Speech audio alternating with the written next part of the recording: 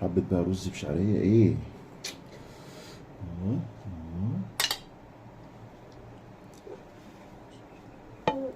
بص اللقطة دي،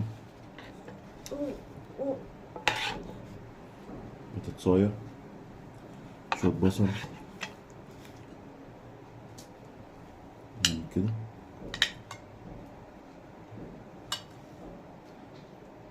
بسم الله.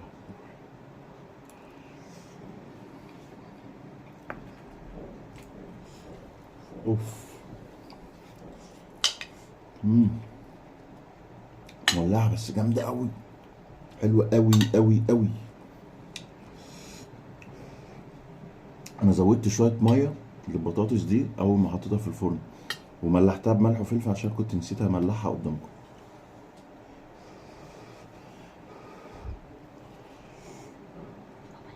بس الكفتة ايه بقى بالطحينة.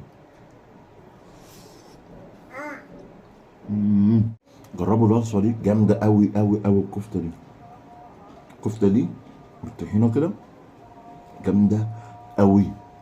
حط فيها البصل، جيب بطاطس،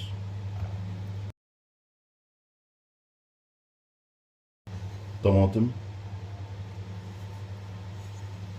وهنرص الكفتة بتاعتنا عاملينها بالفلفل والبصل من غير مية والبقدونس بالشكل ده.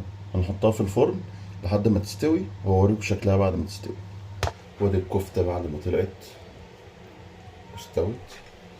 هنجيب شوية طحينة وننزل بالصوص بقى، المية بتاعت الكفتة.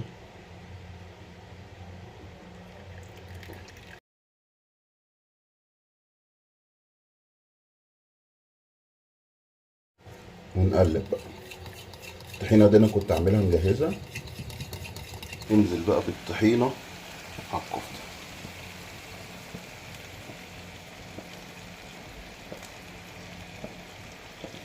هنحطها في الفرن تاني تاخد وش لمدة 5 دقايق أو 10 دقايق على الشواية ونطلعها.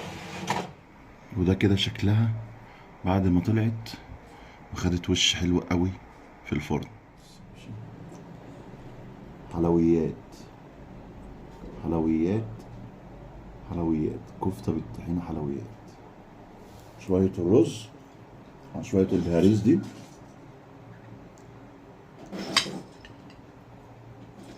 تعمل كده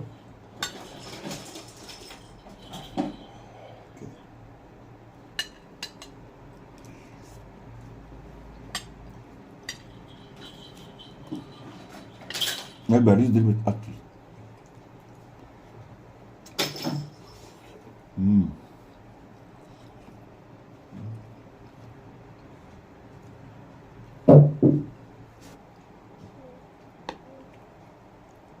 بس البطاطسية دي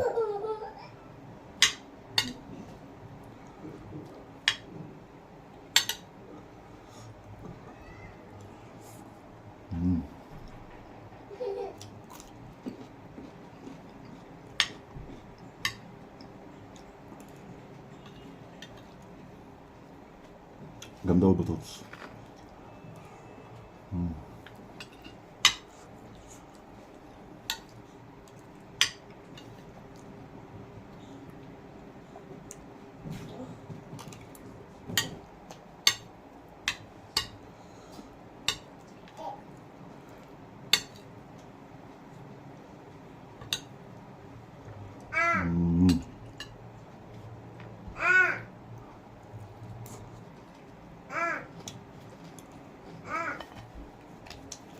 شربة العيش دي بقى حط فيها ايه؟ صباع كفتة، حط فيها ايه؟ شوط بصل وحتة بطاطساية بالطحينة.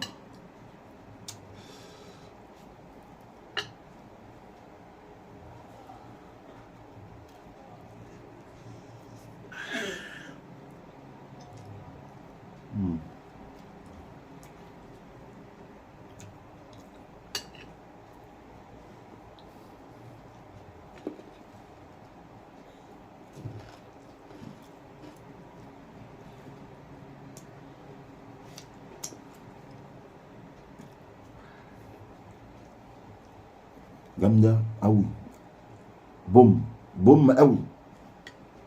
جربوا الوصفه دي، جامده قوي قوي قوي. الكفته دي، الكفته دي بالطحينه كده جامده قوي.